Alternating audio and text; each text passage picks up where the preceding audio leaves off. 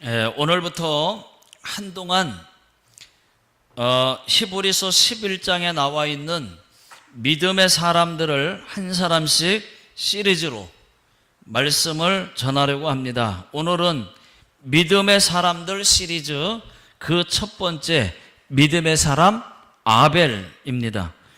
자, 아벨은 모두가 잘 아시는 것처럼 아담과 하와의 둘째 아들입니다. 직업은 양을 치는 양치기였습니다. 그런데 일찍 죽습니다.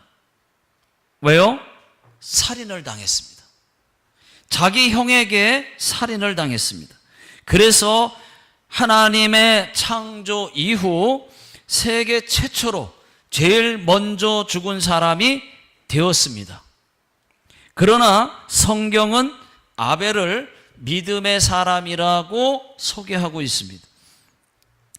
아벨에 대해서는 아주 짧지만 창세기 4장에 잘 나와 있습니다. 여러분 창세기 4장을 펴놓으십시오. 내용은 이렇습니다. 아담과 하와가 임신하여 가인을 낳았습니다. 또 임신하여 아벨을 낳았습니다. 가인은 농사를 짓는 농사꾼이 되었고 아벨은 양을 치는 양치기가 되었습니다. 말씀을 한번 읽어보겠습니다. 창세기 4장 1절 2절 다 같이 화면도 나와 있습니다. 시작. 아담이 그의 아내 하와와 동침하매 하와가 임신하여 가인을 낳고 이르되 내가 여호와로 말미암아 득남하였다 하니라. 그가 또 가인의 아우 아벨을 낳았는데 아벨은 양치는 자였고 가인은 농사하는 자였더라. 가인은 농사하는 자였고 아벨은 양을 치는 자였다고 말을 합니다. 세월이 지난 후에 가인은 땅에서 농사 지은 것을 하나님께 드립니다. 아벨도 양의 첫 새끼와 그 기름을 드립니다. 그런데 하나님이 아벨의 제물만 받습니다. 가인의 제물은 받지 않았어요. 가인이 몹시 분하여 안색이 변했습니다. 하나님께서 가인에게 네가 분하여 함은 어찌 됨이며 이 안색이 변함은 어찌 됨이냐 라고 말씀하셨어요. 어느 날이었습니다. 가인이 자기 동생 아벨을 쳐 죽였습니다. 가인은 최초의 살인자가 되었습니다. 이 지구상의 최초의 살인자가 되었어요. 아벨은 지구상에 최초로 일찍 죽은, 제일 먼저 죽은 사람이 되었습니다. 자, 8절 다 같이 읽어보겠습니다. 8절 시작. 가인이 그의 아우 아벨에게 말하고 그들이 들에 있을 때에 가인이 그의 아우 아벨을 쳐 죽이니라. 가인이 자기 동생 아벨을 죽였습니다. 하나님께서 가인에게 말씀하셨습니다. 네 아우 아벨은 어디 있느냐? 가인이 이렇게 말했습니다. 내가 알지 못하나이다. 내가 내 아우를 지키는 자이니까 그랬어요. 여러분, 하나님이 몰라서 묻겠습니까? 네가 왜 아벨을 죽였느냐? 그 뜻입니다. 그때 하나님께서 또 말씀하셨습니다. 네가 무엇을 하였느냐? 네 아우의 핏소리가 땅에서부터 내게 호소하느니라. 네가 땅에서 저주를 받으리라. 그렇게 말씀하셨어요. 여기까지만 여러분 말씀을 드리겠습니다. 여러분 정말 이상하지 않습니까? 가인도 하나님께 드렸고 아벨도 하나님께 드렸어요. 뭔가를. 그런데 가인의 것은 안 받았습니다. 아벨은 아벨의 것만 받았습니다. 저와 여러분들도 예배를 지금 드리고 있지만 어떤 사람의 예배는 받고 어떤 사람의 예배는 안 받을 수도 있다는 것입니다. 왜 아벨의 것은 받고 가인의 것은 안 받았을까요? 가인과 아벨이 하나님께 드린 것은 제사입니다. 제사. 오늘날로 말하면 예배입니다. 3절을 계속 보시면은 세월이 지난 후에 가인은 땅의 소산으로 제물을 삼아 여호와께 드렸고, 여기 보면 세월이 지난 후에, 이 말씀은 세월이 많이 흘렀다는 말씀이 아니에요. 수확할 때가 되었다는 말씀입니다. 수확할 때가 되어서 3절 계속 보십시오. 가인은 땅의 소산으로 제물을 삼아. 가인은 땅의 소산, 즉 자기가 농사지은 것, 채소, 야채, 과일 이런 거 아니겠습니까? 이런 것으로 제물을 여호와께 드렸다는 것입니다. 더 구체적으로 말씀드리면은 그때 당시에 농사 지은 고운 밀가루와 또 감람유, 유향 이런 것으로 하나님께 소제를 드렸다는 거예요. 소제. 여러분, 소제가 무엇입니까? 소제는 번제를 드릴 때, 예배를 드릴 때, 번제가 예배 아니에요? 소제는 번제를 드릴 때 같이 끼워서 드리는 곡물 제사란 말이에요. 곡식, 이 곡물, 야채 이런 거. 오늘날로 말하면은 예배를 드릴 때 헌금도 같이 드리는 것을 말합니다. 그러니까 가인과 아벨이 하나님께 드린 것은 예배였다는 것이죠. 그런데 하나님은 가인의 예배도, 가인의 헌금도 받지 않았어요. 반대로 아벨의 예배와 아벨의 헌금은 받았다는 것입니다. 여러분, 이것이 중요합니다.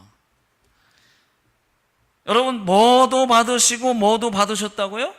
예배도 받으시고 헌금도 받으셨다는 거예요. 여러분, 분명히 아십시오. 하나님께서 받으시는 예배는 반드시 나와 나의 헌금을 받으신다는 것입니다. 그러면 나의 예배와 헌금을 하나님이 받으시게 하려면 어떻게 해야 될까요? 자, 첫 번째, 신령과 진정으로 예배를 드려야 됩니다. 마음을 다해서, 뜻을 다해서 진실한 예배를 드려야 됩니다. 다 같이 여러분 개역 한글 성경으로 한번 읽어보겠습니다. 화면에 나와 있습니다. 자, 시작. 하나님은 영이시니 예배하는 자가 신령과 진정으로 예배할지니라. 여러분, 진실한 예배를 하나님이 받으십니다. 진실이 빠진 예배 받지 않습니다. 여러분, 지금 진실한 예배를 드리고 있습니까? 우리가 예배 드릴 때 마음과 생각이 콩밭에 가 있다, 다른 데 가 있다, 그러면 그 예배는 실패입니다. 하나님은 중심을 보신다고 말씀하고 있어요. 예배가 형식적이라면, 시간 때우기라면 하나님은 받지 않습니다. 그것은 바리새인들과도 다르지가 않습니다. 마음과 생각을 악한 마귀 사탄에게 빼앗기지 마십시오. 교회 마당만 밟고 가는 어리석은 사람들 되지 마십시오. 그 예배는 실패입니다. 예를 들어서 예배 시간에 스마트폰을 봐요. 스마트폰을 들어요. 카톡을 해요. 라인을 합니다. 또 다른 생각을 해요. 그러면 그 예배는 실패한 예배예요. 예배 시간에 스케줄을 짜요. 지루하니까 주보에 낙서를 해요. 그림 그려요. 그 예배는 하나님이 받지 않습니다. 신령과 진정으로 예배를 드려야 받는 것입니다. 진실한 예배를 받습니다. 그래서 우리의 마음과 생각을 악한 마귀 사탄에게 빼앗기지 않는 것이 중요합니다. 여러분, 예배 시간에 다른 생각이 들거든 사탄아 물러가라 하고 속으로 기도하십시오. 대적하셔야 돼요. 야고보서 4장 7절에 마귀를 대적하라 그리하면 너희를 피하리라. 하나님을 가까이 하라 그리하면 너희를 가까이 하시리라. 자, 그 다음 나의 예배를 하나님이 받으시게 하려면 또 어떻게 해야 될까요? 자, 두 번째는 헌금도 하나님이 받으시도록 드려야 됩니다. 자, 4절 5절 다 같이 읽어보겠습니다. 시작. 아벨은 자기도 양 첫 새끼와 그 기름으로 드렸더니 여호와께서 아벨과 그의 제물은 받으셨으나 가인과 그의 제물은 받지 아니하신지라. 여기까지요. 하나님은 아벨과 그의 제물을 받으셨다고 했습니다. 아벨을 받으셨다는 말이 뭐예요? 마음 중심을 받았다는 거예요.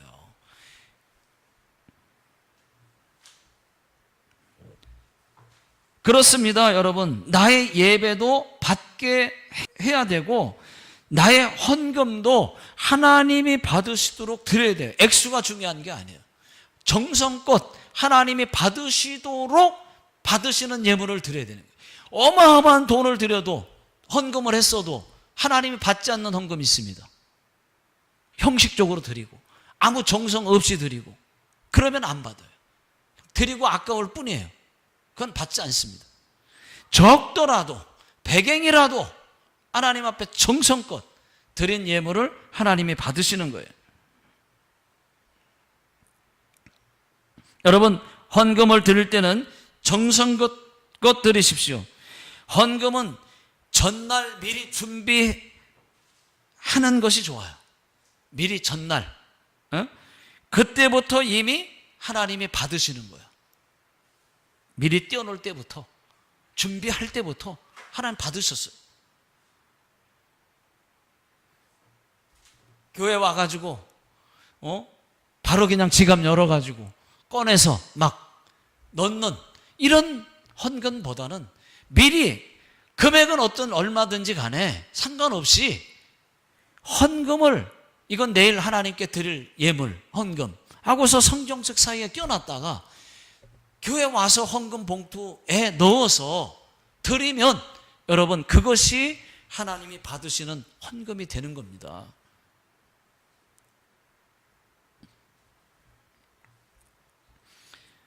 헌금도 하나님이 받으시도록 드리십시오. 성경은 헌금에 대해서 이렇게 말합니다.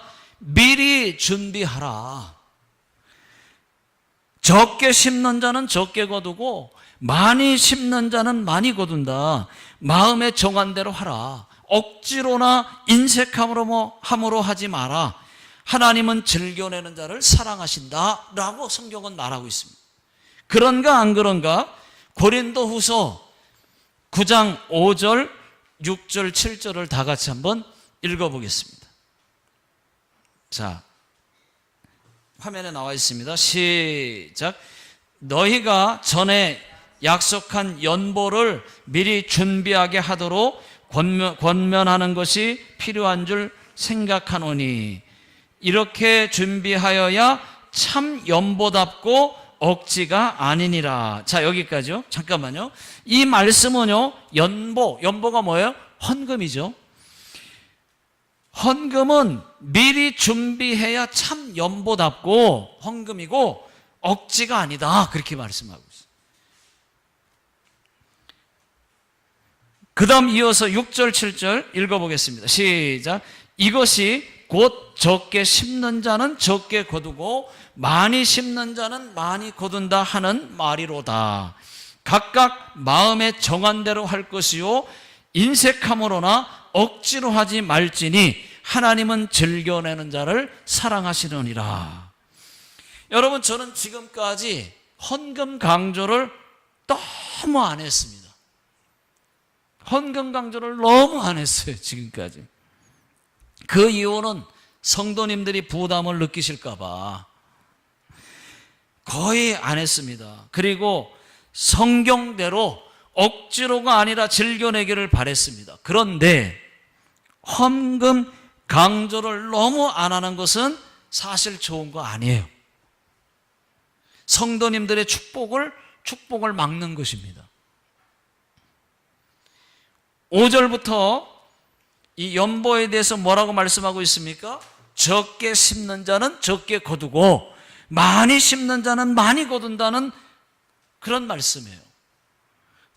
제가 많이 심도록 해드려야 되는데 그렇게 하지 못했습니다. 정말 죄송합니다. 그렇지만 앞으로도 못할 것 같아요. 오늘만 말씀드릴 수 있게 여러분들이 알아서 이제는 말씀대로만 하십시오. 11조 성경대로만 하십시오. 그리고 하나님께 복을 많이 받으십시오. 솔직히 우리 교회는 감사헌금을 많이 안 합니다. 감사한 일이 있어도 감사헌금을 안 해요. 안 하는 것 같아요. 거의 주일헌금만 합니다. 여러분, 주일헌금만 가지고는 교회가 운영할 수가 없어요. 교회는 문을 닫아야 됩니다. 감사헌금을 해야 감사의 일들을 주실 텐데 감사가 가끔씩 한 번씩 일어나요. 감사하는 자에게 기뻐서 하나님이 더 큰 감사로 주는데 그렇게 하지 못하는 것 같아요. 여러분, 헌금을 하나님이 받으시도록 하려면 어떻게 해야 할까요? 억지로 하면 안 됩니다. 다또해봐. 누가 헌금을 만들어가지고 이러면 안 돼. 하나님이 만들었습니다. 왜요? 복 주시려고. 이제는 헌금을 기쁘게 할 수 있기를 바랍니다. 또 헌금은 같은 돈이라도 깨끗한 돈으로 하십시오. 은행에서 이왕이면 같은 돈이라도 은행에서 새 돈, 신권으로 바꿔서 헌금 봉투에 넣어서 정성껏 드려보십시오. 그렇게 하거나 아니면은 구겨진 돈이 어쩔 수 없이 못 바꿨다 또는 구겨진 돈이다. 그러면 다리미로 다려서, 제가 그랬잖아요. 제가 다리미로 다려서 드렸다고. 다려서 펴서 그 정성을 보시는 거예요. 그것도 아니면은 지갑에 있는 돈 중에서 그나마 새 돈으로 막 아무거나 탁 해가지고 하지 말고 그 중에서도 새 돈으로 드려야 하나님이 더 기쁘게 받으신다는 거예요. 자, 세 번째, 반드시 회개하고 예배를 드려야 됩니다. 여러분, 오늘 어떻게 하셨어요? 예배 드리시기 전에 회개하셨어요? 회개하고 드려야 하나님이 예배를 받으시는 거예요. 여러분, 만약에 회개하지 않고 예배를 드리면 하나님은 그 예배를 받을 수 없습니다. 그 이유는 이사야 59장 1절 2절, 제가 아주 좋아하는 말씀이에요. 자, 다 같이 한번 읽어보겠습니다. 시작. 여호와의 손이 짧아서 구원하지 못하심도 아니요 귀가 둔해서 듣지 못하심도 아니라 오직 너희 죄악이 너희와 너희 하나님 사이를 갈라놓았고 너희 죄가 그의 얼굴을 가리워서 너희에게서 듣지 않으시게 함이니라. 여러분, 이 말씀은 하나님이 손이 짧아서 구원하지 못하는 것이 아니고 귀가 둔해서 듣지 못하는 것이 아니라 너희 죄 때문에, 죄가 해결되지 않아서 죄 때문에 하나님 사이가 생겼다. 너희 죄 때문에 하나님의 얼굴이 가리웠다는 얘기예요. 막혀 있는 거예요. 그래서 듣지 못한다, 구원하지 못한다. 다시 말씀드리면 그렇게 회개하지 않고 내가 기도하고 싶은 걸 기도하면 안 된다는 거예요. 못 들어주는 거예요. 회개가 걸려 있어서, 죄가 걸려 있어서. 회개하고 담을 터야, 죄를 무너뜨려야, 없애야 그 다음에 하나님 이거 해결해 주세요 할 때 되는 것입니다. 예배도 마찬가지. 막힌 상태로 하나님 앞에 예배를 드리면은 그 예배가 하나님께 안 올라가는 거예요. 죄가 가려져가지고 사의를 냈기 때문에. 그래서 그 문제를 먼저 회개하고 하나님 죄를 용서해 주세요 회개하고 해야 되는 것입니다.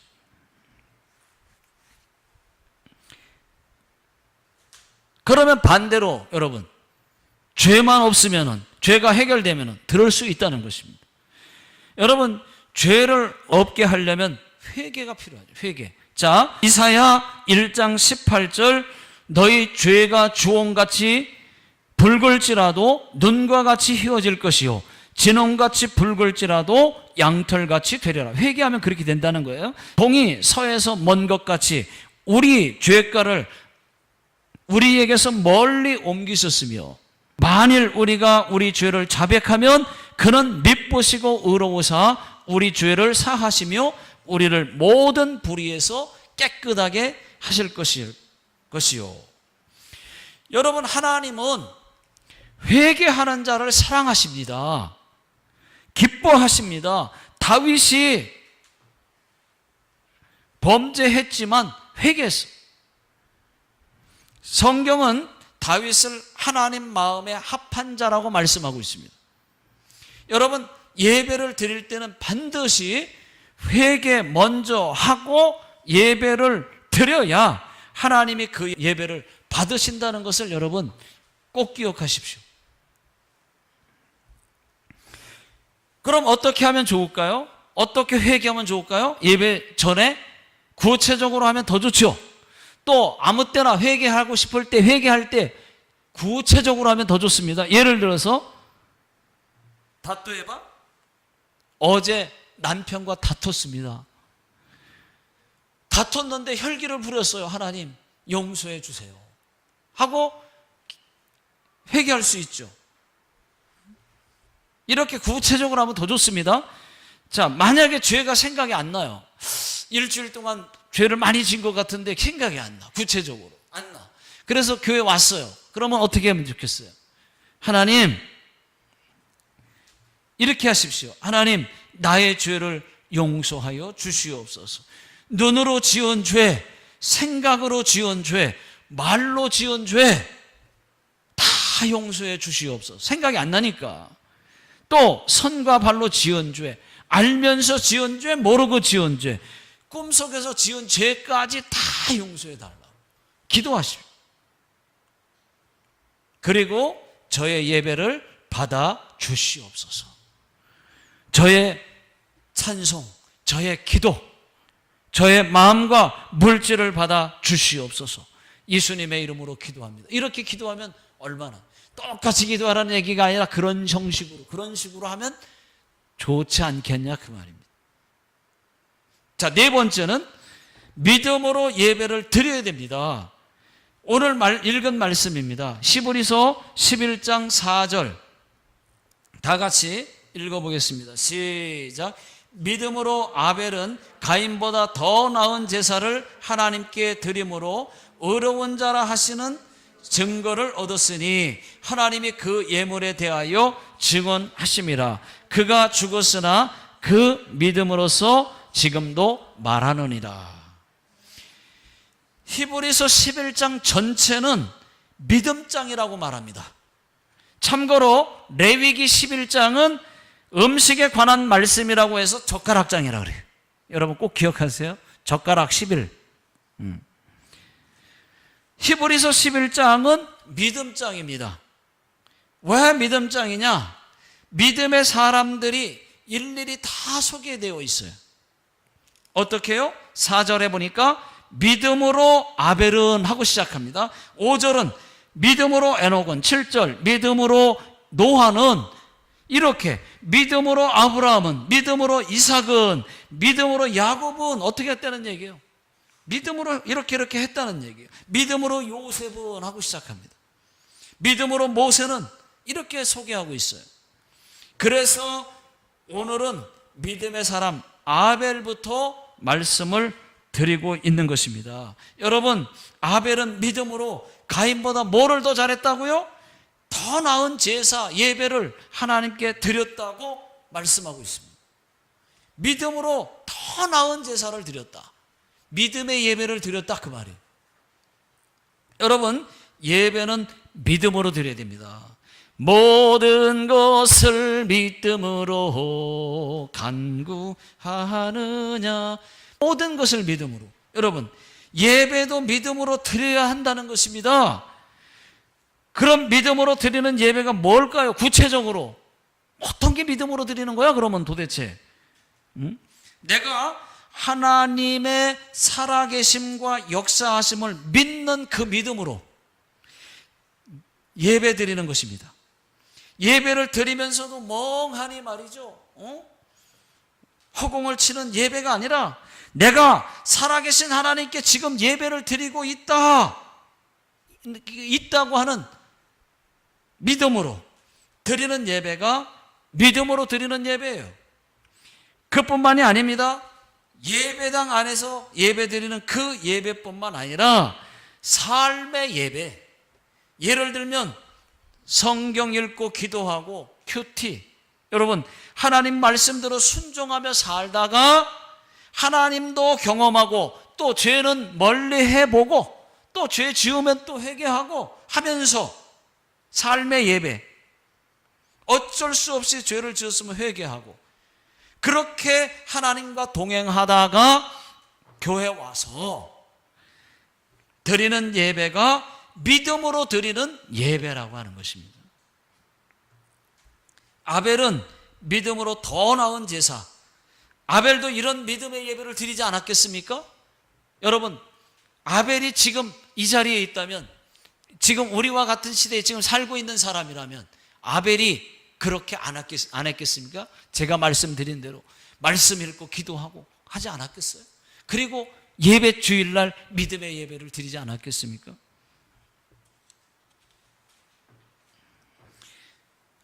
아무나 11장, 히브리서 11장에 믿음장에 이름을 올리는 건 아닙니다. 그럼 이렇게 생각할 수 있죠. 평소에 믿음 좋은 사람이 예배를 드리면 그 예배가 믿음으로 드리는 예배가 아닐까? 그렇죠. 평소에 믿음 생활 잘하고 있다가 와가지고 예배를 드리니까.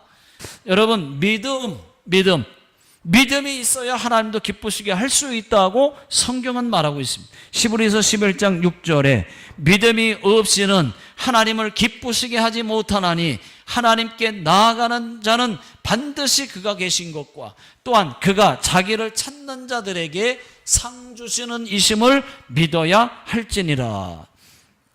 믿음이 있어야 여러분 하나님을 기쁘시게 할 수 있다 이 말입니다. 여러분, 믿음 달라고 기도하셔야 돼요. 믿음 주세요, 하나님. 믿음 주세요. 여러분, 지금 세계 곳곳에서 얼마나 많은 일들이 일어나고 있습니까? 기후 변화와 이상 기온 현상 때문에 대규모 산불들이 발생을 하고 또 식량도 부족하잖아요. 일본도 쌀이 없어요. 쌀이 없으니까 얼마나 비싼지 몰라요. 10kg에 8,000엔 합니다. 또 사러 가려고 해도 쌀이 없어서 못 살 때가 있어요. 그뿐입니까? 이스라엘과 이란 전쟁, 또 인도 여객기 추락 사고. 여러분, 인도 여객기는 인도에서 그 242명을 태워서 영국 런던으로 가려고 이륙했다가 바로 얼마 안 돼서 바로 떨어져서 추락했어요. 그때 딱 한 사람만 살고 나머지 241명이 싹 다 죽었습니다. 이런 일들이 세계 곳곳에서 전보다도 더 많이 계속 일어나고 있어요. 지금 세상 끝지점에 우리가 살고 있습니다. 그뿐입니까? 중국에서는 남부 지역에 30년 만에 그 대홍수라고 그래가지고 지금 또 물에 집과 차와 사람들이 다 떠내려가고 산사태로 집이 무너지고 다리가 끊어지고 사람들이 많이 죽고 또 40만 명의 이재민이 발생을 했다고 합니다. 그뿐입니까? 일본은요, 난카이 대지진이라고 해가지고 지금 상당히 지금 많은 사람들이 두려워하고 있어요. 남의 대지진 일어난다고 말합니다.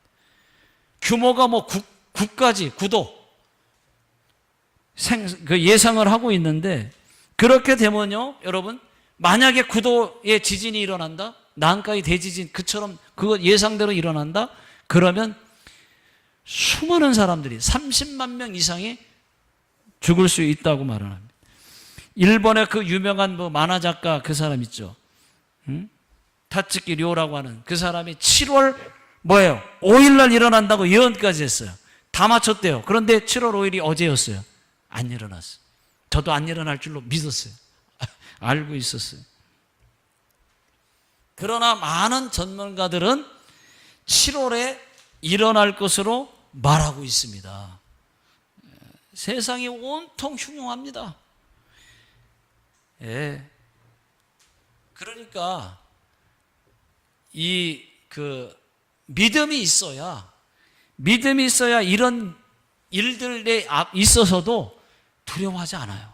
믿음이 있으면 두렵지 않아요. 죽는 거 두렵지 않습니다. 믿음이 많을수록 두렵지 않아요. 그런데 그렇지 않은 사람들은, 예수 안 믿는 사람, 믿음이 약한 사람들은 어떻게 이러죠.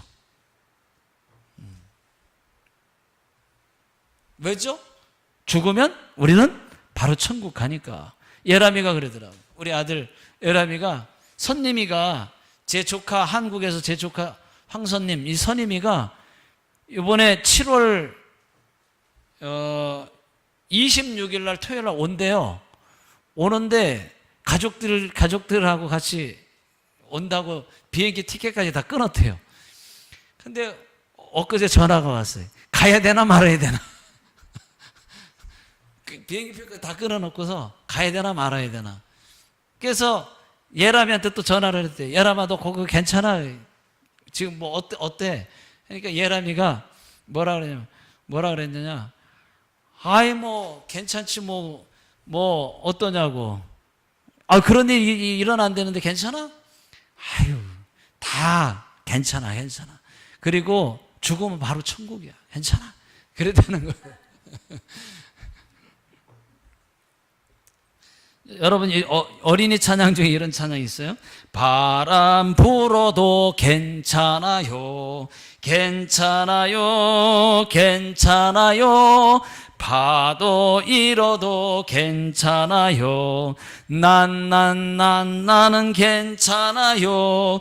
바람을 만드신 하나님, 파도를 만드신 하나님, 주님 내 안에 계시니까 나는 괜찮아요. 이런 찬양이 있어요. 여러분, 괜찮아요. 뭐 어디인들 여러분 바다 끝에 있는들 안전하겠습니까? 그럴 때 믿음을 가지고 신앙생활 잘하고 있으면 되는 거고, 그 속에서도 하나님이 또 건져주실 수 있어요. 자, 믿음으로 이 아벨은, 지금 아벨이 일본에 있다면 무서워했을까요? 이런 상황에서 믿음으로 더 나은 제사 예배를 드렸지 않았을까요?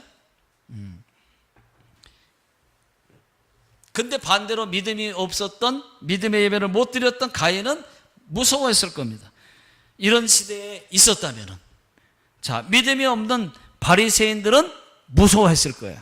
그러나 저희들은 하나님께 모든 삶을 맡기고 그냥 살면 안전합니다. 또 혹 죽는다고 해도 천국입니다. 여러분, 믿음을 가지십시오. 믿음 달라고 하나님께 기도하십시오. 믿음으로 더 나은 제사를 드리십시오. 예물도 억지로나 인색함으로 드리지 마시고 믿음으로 드리십시오. 믿음으로 신령과 진정으로 드리는 진실한 예배도 드리십시오. 믿음으로 죄를 회개하십시오. 예배 드릴 때 회개하고 예배를 드리십시오. 삶의 예배를 드리십시오. 성경 읽고 기도하고 하나님 말씀대로 순종하며 살다가 하나님도 경험하고 죄는 멀리하고 어쩔 수 없이 죄를 지었으면 회개하고 그렇게 하나님과 동행하다가 와서 드리는 믿음의 예배를 아벨과 같이 드리십시오. 기도하겠습니다. 하나님 아버지, 저희에게도 아벨과 같은 믿음을 주시옵소서. 매주마다 믿음으로 예배 드리는 사람들 다 되게 해 주옵소서. 삶의 예배를 드리게 하시고 우리의 몸과 마음과 예물도 받으시옵소서. 지금은 죄에서 구원하신 예수 그리스도의 은혜와 하나님의 크신 사랑과 성령님의 크신 역사와 위로하심이 믿음의 예배를 드리기 원하는 성도님들 위에와 자녀들 위에 또 이 땅에 고통받고 있는 자들 위에 직장과 사업장 위에 영원토록 함께 있을지어다. 아멘.